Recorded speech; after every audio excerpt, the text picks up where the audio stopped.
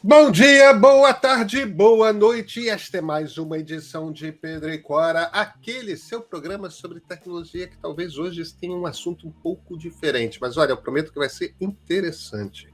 Pedro e Cora toda terça-feira, toda quinta-feira, na sua plataforma favorita de podcast ou então no canal de YouTube do Meio. Eu sou Pedro Dória, ao meu lado está minha querida amiga Cora Ronen. Cora, de que a gente vai falar, hein? Pedrinho, eu andei mergulhada numa leitura longa, muito longa. Deixa eu contar para vocês.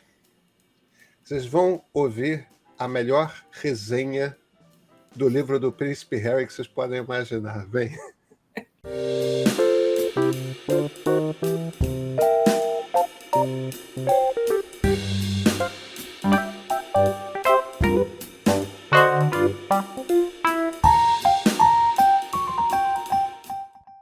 Clara, a gente está na edição de quinta e você tem um livro aí atrás. E um livro que me deixa assaz surpreso.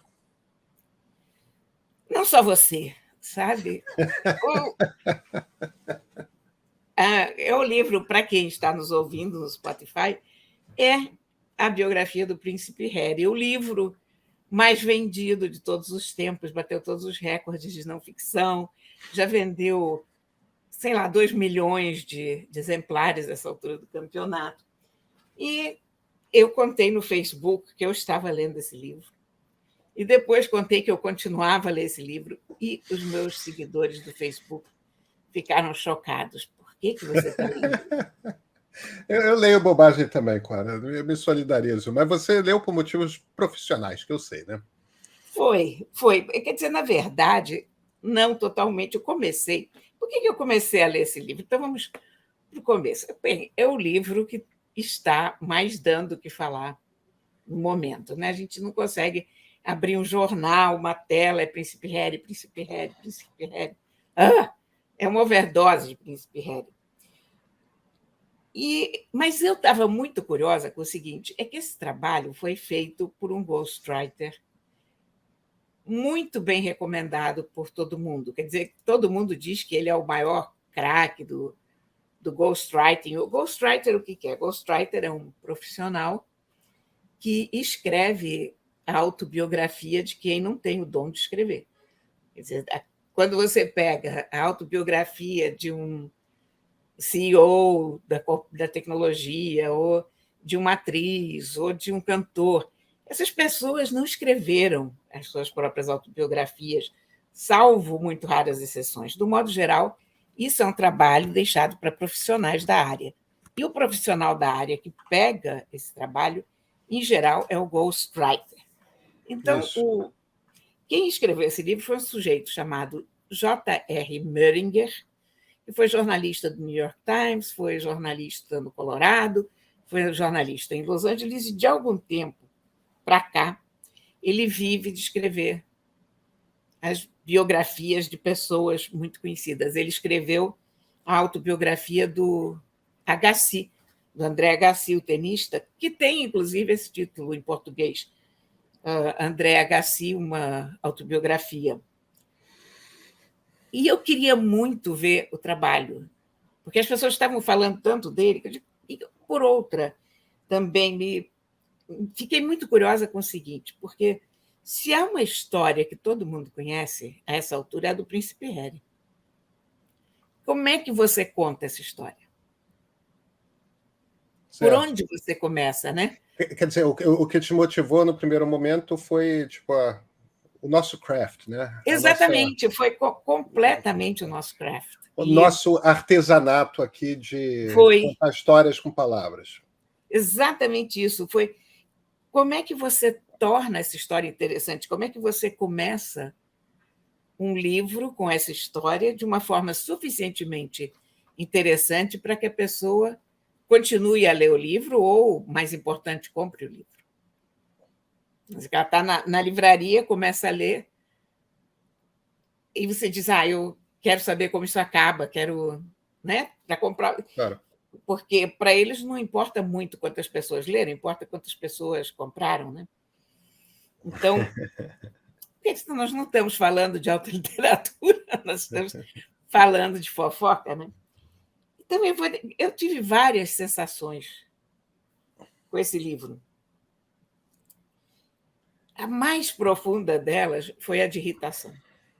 Porque é verdade, Pedrinho, porque o livro em português se chama O que Sobra. O que sobra. Você leu ele em português ou em inglês, Cora? Não, eu li ele em inglês. Eu baixei as duas no dia 10, quando ele foi lançado, na semana passada. Eu baixei amostras das duas edições, porque também me interessa muito ver como a tradução foi feita. E eu comecei a ler em inglês, depois peguei em português um comecinho, e eu fiquei muito chocada com um detalhe logo na primeira página. O príncipe está esperando o seu pai e o seu irmão, com quem ele pediu um encontro exatamente no dia do enterro do avô, após o enterro do avô. E ele conta que ele acordou com 32 mensagens não respondidas e um telefonema da avó dizendo que o avô tinha morrido. Em português, ele acorda com um e-mail. Então, as 32 chamadas não respondidas e o telefonema da avó se transformam num e-mail. Sabe o que deve ter sido, Cora? Os tradutores, esses livros, essas traduções de best-seller, para eles fazerem um lançamento simultâneo em vários países, ou com uma diferença pequena, de uma semana, 2, você precisa de um pelotão de tradutores e eles pegam um texto que não necessariamente é o texto final. Isso não deve ter sido erro de tradução, isso deve ter sido que eles devem ter pego uma versão anterior do texto. O ghostwriter apresentou para o Harry e o Harry... Não foi um e-mail, foram 32. Você provavelmente está certo. Foi traduzido por 4 pessoas, evidentemente. Eu já sabia que seria um... os Harry Potters eram assim, né? Essa coisa... Não, os Harry Potters, por acaso, não. Os Harry Potters não eram. Não. Mas eles ficavam prontos com mais antecedência, né? Era uma tradutora específica, né? Harry Potter. Harry Potter foi extraordinariamente bem traduzido pela Lia Wyler. Não, você tem razão. Mas você está lembrando certo, sabe por quê? Porque quando Harry Potter chegou no Brasil, as primeiras traduções não foram as da Lia. O Harry Potter, naquela época, ele era lançado só em inglês. E as editoras que haviam feito o contrato, elas recebiam o livro em inglês, porque eles não queriam que vazasse nada. E o único jeito de fazer isso era publicando só em inglês, e mesmo assim, volta e meia, vazava coisa. Mas então o que um monte de crianças fez, e eu acho uma das coisas mais lindas que eu já vi, eles compravam um exemplar, eles arrancavam os vários cadernos daquele exemplar, e várias crianças traduziam, crianças que sabiam falar inglês, mais ou menos. Foi uma das coisas mais bonitinhas que eu já vi. Isso deu... eu não conhecia essa história, não. Essa história, na época, ela deu bastante confusão, porque um monte de tradutores ficou contra, e eu escrevi uma coluna na época defendendo essas crianças e dizendo que aquilo tinha sido uma das coisas mais bonitas que eu já tinha visto com literatura em torno de um livro. Entusiasmo com leitura, né? E que a editora não precisava ter medo disso, porque as crianças queriam só conhecer a história para poder conversar sobre o assunto com seus colegas que falavam inglês e que já tinham lido o Harry Potter, mas que todos iam querer o livro na estante.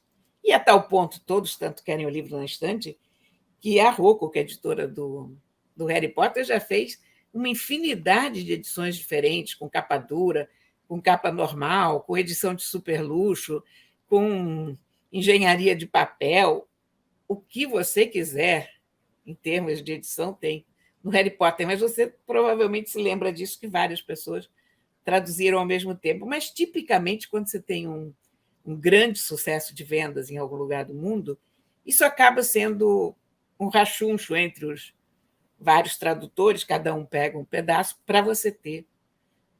E é isso aí, você tem razão em relação a esse negócio, provavelmente foi um erro de. Não um erro, uma tradução, mas eu escrevi a minha coluna de quinta-feira sobre isso e eu falei da minha decepção com essa tradução em português e aí eu não quis mais ler em português. Eu recebi o livro, por isso que eu tenho o volume físico aqui, mas vamos lá. E aí, qual era aí o livro? Um ghostwriter bom é muito importante. Um bom ghostwriter, ele pode produzir um livro que seja legível, que te apresente várias emoções. Mas o ghostwriter precisa de uma coisa que aquele não teve, uma boa matéria-prima.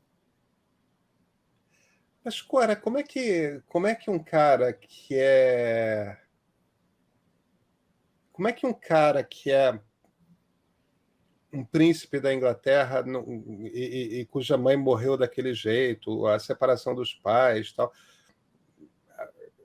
história para contar ele deve ter, não tem? Ele teria. Você, Hum. você entrevê no livro coisas interessantíssimas. A primeira das quais é que, ao longo de 505 páginas, a palavra boleto não aparece nenhuma vez. Eu nunca preciso pagar uma conta na vida. No.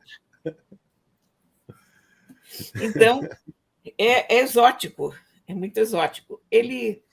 Você vê coisas curiosíssimas, como eu preciso dar um pulo ali em Botsuana para ver o fulano e o Beltrano, ou fui ali ao Canadá, ou os meninos queriam se distrair um pouco e resolverem ir ao Polo Norte, ou fomos ao Polo Sul. Sabe? É surreal. É surreal.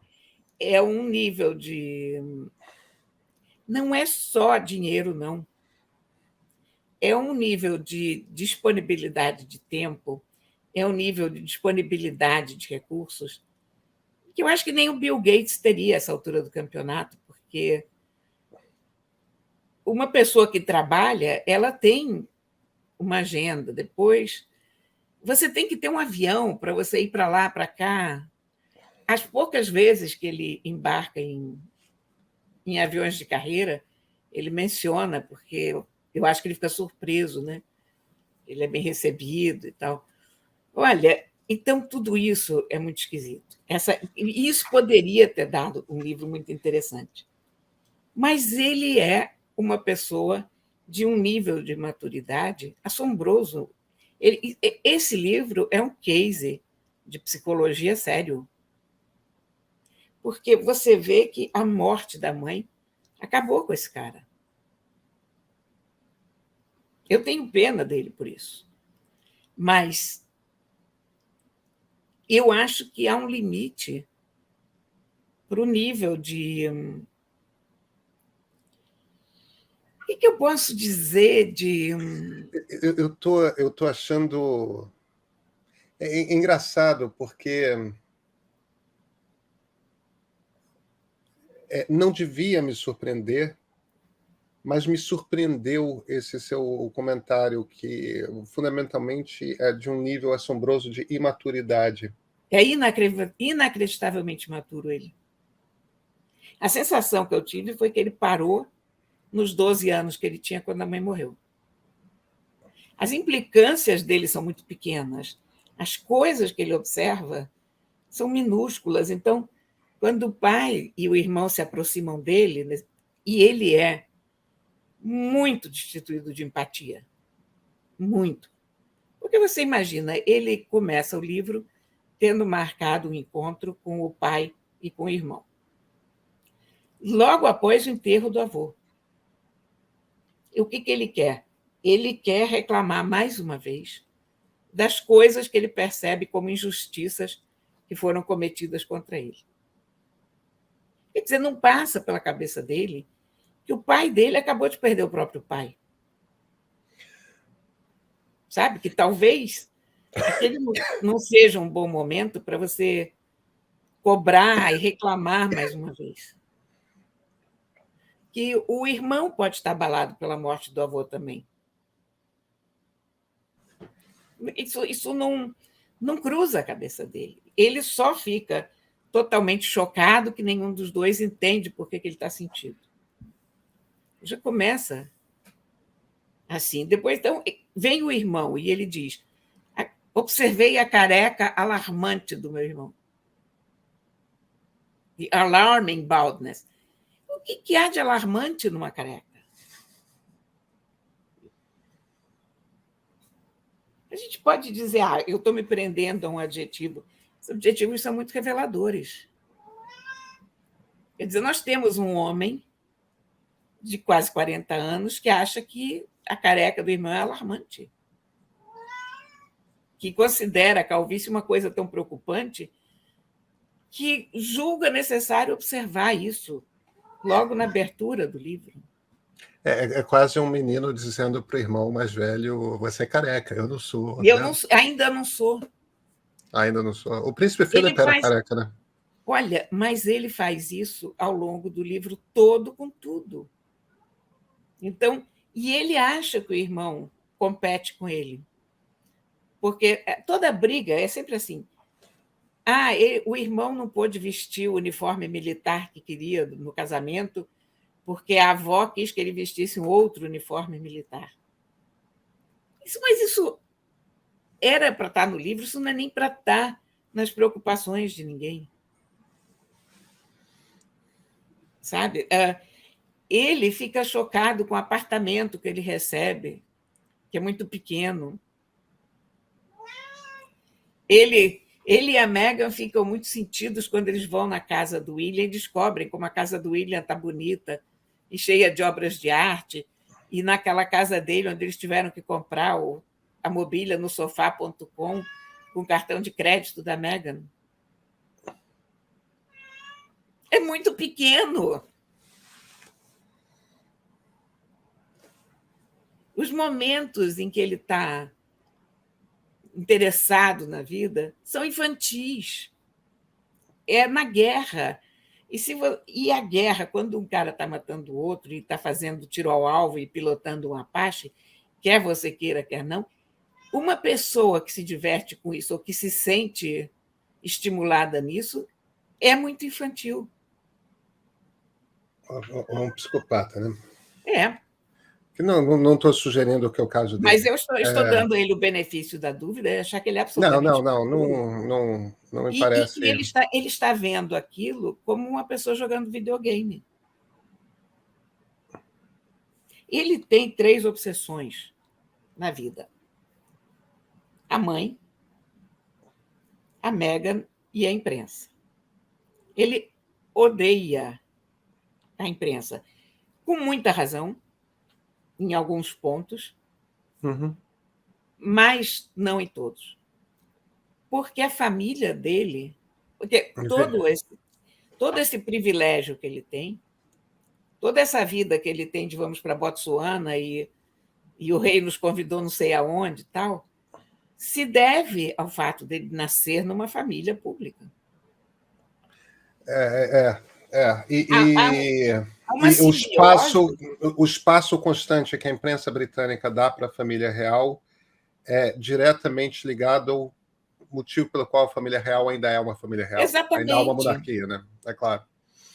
Exatamente. A tal ponto que ele reclama muito que o Charles e a Camila vazam notas a respeito dele da Meghan para a imprensa, ou proíbem determinadas fotos da Kate para não fazer sombra ao Charles e à Camila, para não tirarem o espaço da imprensa. Quer dizer, em todos os momentos você vê que essa família sabe exatamente a importância da imprensa na sua vida, que há uma simbiose.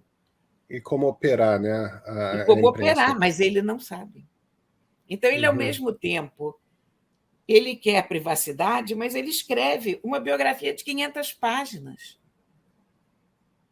se queixando da vida, e dá não sei quantas entrevistas, e vai para a Oprah. Olha aqui, uma pessoa que quer fugir da imprensa, que quer sumir do mundo, ela some do mundo. Então, o livro tem esse problema, porque o livro é uma queixa lancinante do fato de estar sob os holofotes 24 horas por dia, o que eu entendo, eu não gostaria de estar. Mas, ao mesmo tempo, é uma busca por isso também. Ele quer ir para os holofotes, mas ele quer com a história dele. É muito engraçado, porque ele revela coisas ruins do irmão, revela coisas ruins do pai, revela coisas ruins da Camila. E eu disse, bom, ou você quer privacidade para todo mundo, ou não. Quer dizer, Aí reclama que o pai está vazando coisa dele. é muito contraditório. É. Mas, Cora, deixa eu te fazer uma última pergunta que me deixou intrigado aqui. Quando você fala uma obsessão pela mãe, aí bate o freudiano aqui, né? Ele tinha 12 anos quando ela morreu. Deve ter ficado um Édipo gigante ali. É nesse sentido a obsessão pela É mãe? nesse Porque a Megan é morena, a mãe era branca azeda, loura. Quer dizer, são tipos muito diferentes. Ou tem alguma coisa de Não, personalidade que você tenha percebido que. não, Megan é uma outra coisa. É Porque, que eu. em geral, homens que chegam à idade adulta com esse édipo muito aguçado costumam procurar mulheres que de alguma forma refletem a mãe, né? Isso não aconteceu. Não, o caso da obsessão com a mãe é o seguinte: é que a cada 2 páginas ele fala da mãe. Tudo é a mãe. Eu não estou brincando, não. Ele está andando no meio da rua e ele se lembra da mãe dele, papapá. Ele vai para a floresta, mas a mãe dele. Ele está no Canadá, aparece uma raposa, a raposa é o espírito da mãe dele. É bizarro. Por isso que eu te digo que é profundamente maturo, porque não é a referência que uma pessoa madura tem em relação a um pai ou mãe que se foi. É muito esquisito. É um caso de psicologia, eu não estou brincando com você, e é profundamente irritante para quem não é psicólogo, porque, ok, a gente já sabe, ela era linda, maravilhosa, e você tem um problema aqui que é complicado, que é o seguinte, que essa mulher ele também não conheceu, né? Ele não tem lembranças É claro, muito sólidas da mãe. é claro. Mas a mãe virou uma coisa perfeita, porque a mãe morreu. No entanto, ele tem uma quantidade de imagens da mãe que deve ser gigantesca, né? Quer dizer, Sim, de vídeos, tudo mais do que mais. qualquer um de nós É, jamais teve da própria mãe, né? é. E a mitologia em torno da mãe dele, que também chegou a ele. E vou te dizer que eu fiquei com pena do coitado Charles. Você vê? Com pena do coitado do Charles, diz Cora Ronay. Sua Majestade, o Rei da Inglaterra. Mas é verdade. Coitado do Charles. Por quê? Primeiro, ele se queixa que o. Acabei com uma boa impressão a respeito do Charles depois do livro, viu? Porque ele não.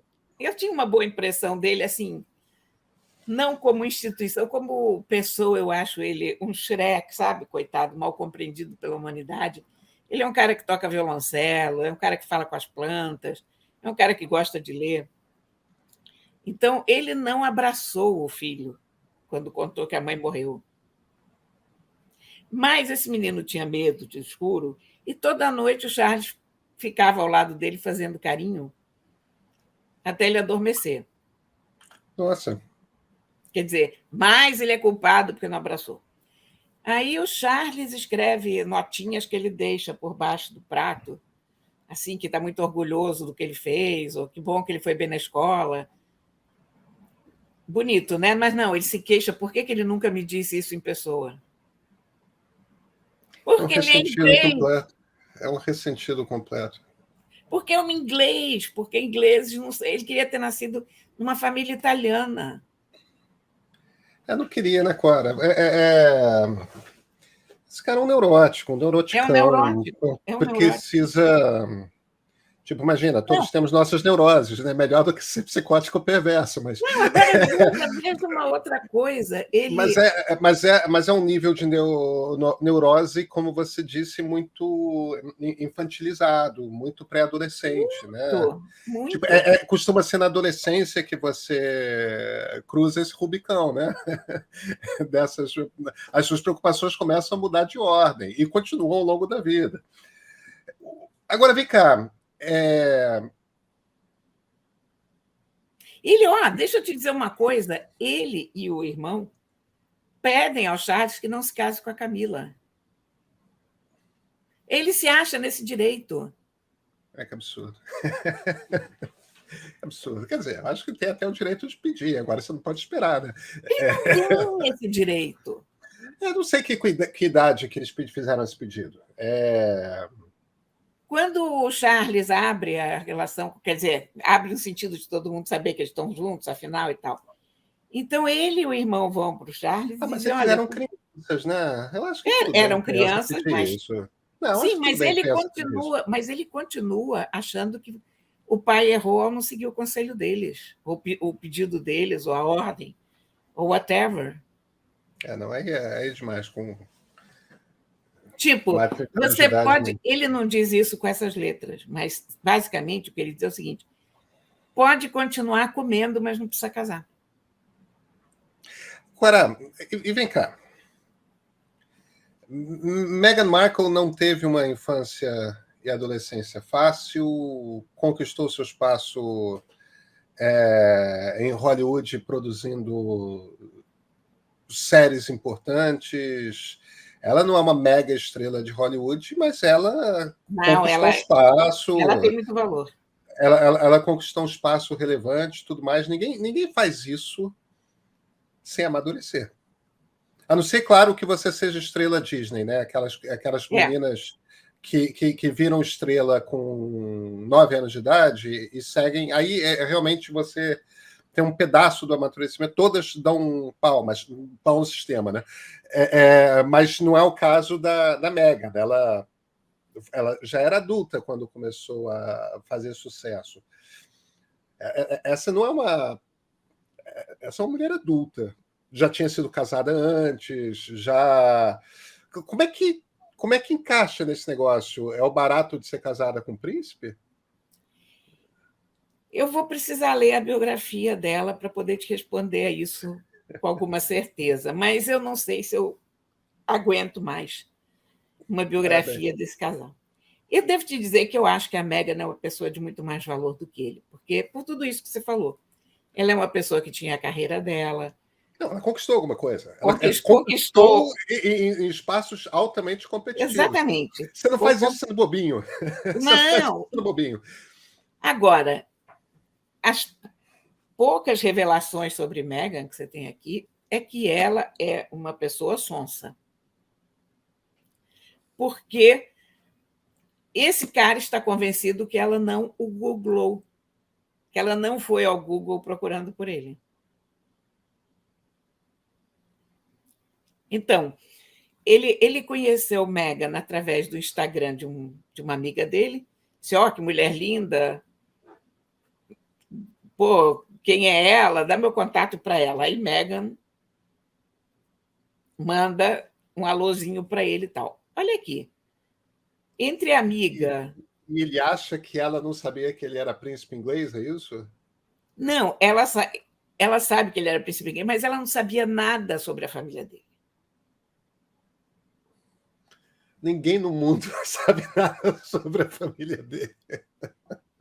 Sabe? Então, e ela faz uma coisa, eles vão para a primeira vez que ela encontra a rainha, ela veio do Canadá para se encontrar com ele. Estão ali e ele vai na casa da prima dele, a filha do príncipe Andrew. E a rainha passou lá antes de ir para a missa, ou depois de ir à missa, não sei exatamente, não me lembro mais se era indo ou vindo. E quando a rainha se retira, ela se retira junto com o príncipe Andrew, que carrega a bolsa dela. E aí a Meghan pergunta para ele quem é aquele assistente da rainha.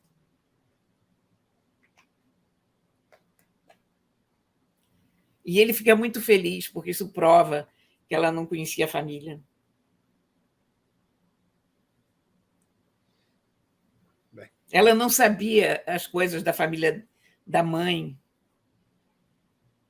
Olha, é inacreditável, porque hoje em dia não precisa ser Meghan Markle nem o príncipe da Inglaterra, mas quando uma pessoa começa a namorar outra, a primeira coisa que faz é correr para o Google e ver tudo que está lá a respeito do outro, redes sociais, né? É. Eu não fiz isso com minha mulher, mas bem que eu conheci ela faz 20 anos. Tá Então acho que não vale. bom, né? Eu só tô... eu só tô brincando. Não, uma pessoa inteligente como a Meghan, e com o tino de internet que ela tem, porque ela tinha até página, ela era influencer, né? Então, uma pessoa com esse tino digital, claro, ela teria... Olha, caramba, é o príncipe da Inglaterra, você vai se informar um pouco melhor. Então, o fato dela fingir que não pesquisou e o fato dele acreditar me depõe muito contra o casal. Mas eu devo te dizer que eu simpatizo mais com ela do que com ele, porque eu acho que ela conseguiu vencer na vida, não casando com ele necessariamente. Claro, não, entendi. Ela fez um nome, ela se saiu muito bem na carreira dela. E ele é uma pessoa de 12 anos.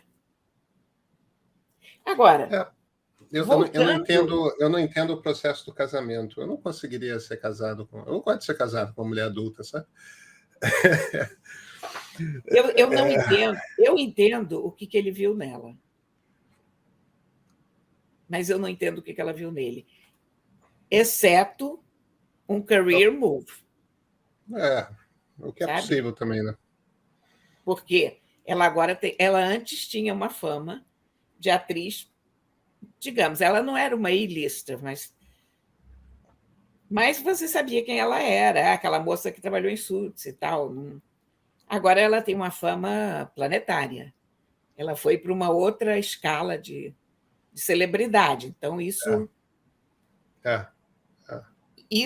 eu entendo, sabe? Quer dizer, tá aqui agora, um casamento. Isso não... Se for isso, esse casamento tem data marcada para acabar, né? Eu espero que não seja, mas olha, é uma gente tão esquisita e tão diferente do que a gente é.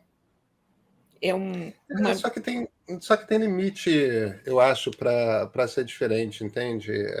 O Príncipe Charles quis... Ele continua apaixonado pela mulher que ele amava e não importou o casamento de arranjo, a coisa, num determinado momento, se tornou intolerável. Ele quis casar com a mulher que ele gostava. Entende? Não tem... Eu acho que tem uma hora ali que...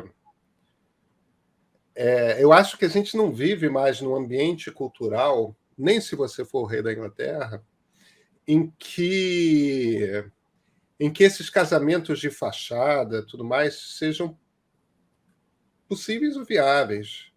Eu acho que tem uma hora que... Sei, Cora. Eu não estou dizendo que seja de fachada, não, tá? De repente ela gosta dele. Se quer ler o livro e não vou ler, tá? Mas... Não leia. Eu posso dizer para você uma coisa. Como eu te disse, o que sobra é uma profunda irritação. Mas eu já vi casamentos com homens muito dependentes da mulher, mulheres muito maternais, que meio que adotam o marido como um filho, digamos. Você já deve ter visto, é um padrão. Claro que sim. Um padrão comum. Mas aí existe uma lógica de que, tipo, a mulher também está trazendo alguma coisa do... ela precisa disso. Pois é, e eu acho que esse tipo, casamento pode funcionar, se for nessa base. Né? Claro, claro, claro. A minha pergunta era um pouco o que você achava que tinha, mas não dá para saber porque só tem o ponto de vista dele, evidentemente. Mas eu tenho certeza de que a autobiografia dela já está encomendada porque eles precisam fazer dinheiro, né? Eles precisam fazer 4 livros, eles têm um acordo para fazer 4 livros. Esse aqui foi o primeiro, então acho que ainda teremos bastantes autobiografias. A autobiografia dela eu leio a resenha. Agora, olha, mas eu voltando ao livro como artefato, como arte de escrita. Se você quiser ler o que a gente antigamente chamava de romance para moças, em que um príncipe se apaixonava por uma plebeia e a família era contra, você vai se divertir com esse livro porque o nosso amigo ghostwriter é bom. Ele tem um defeito chato de fazer umas frases muito curtas e, sei lá, por exemplo, chega em algum lugar. Uma sexta-feira, saímos à tarde. Sabe?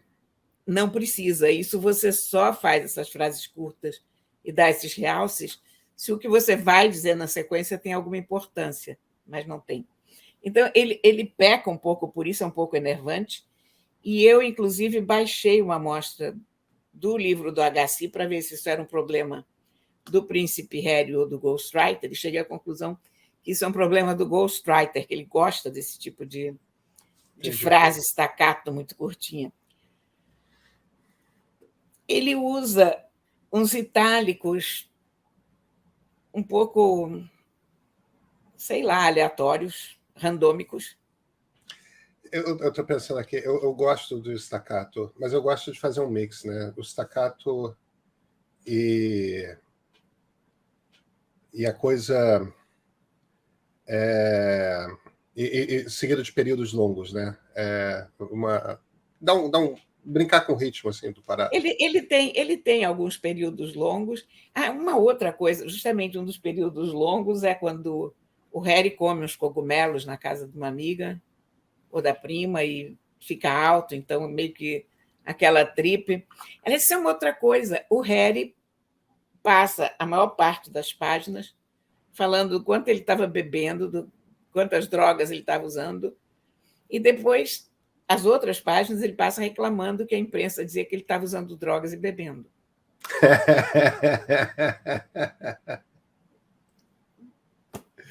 É impressionante. Entendi. É impressionante. A falta de noção dele é realmente... Entendi. Cora, a gente se vê na terça-feira? Com tecnologia, inclusive, hein? E na terça-feira, quando você for falar do seu livro, vai ser um livro mais interessante que o do Harry, né? Vai ser um livro, porque isso aqui, na verdade, é um produto. Não estou brincando, não, hein? Eu entendi. É a descrição da indústria. Entendi. Então até terça agora.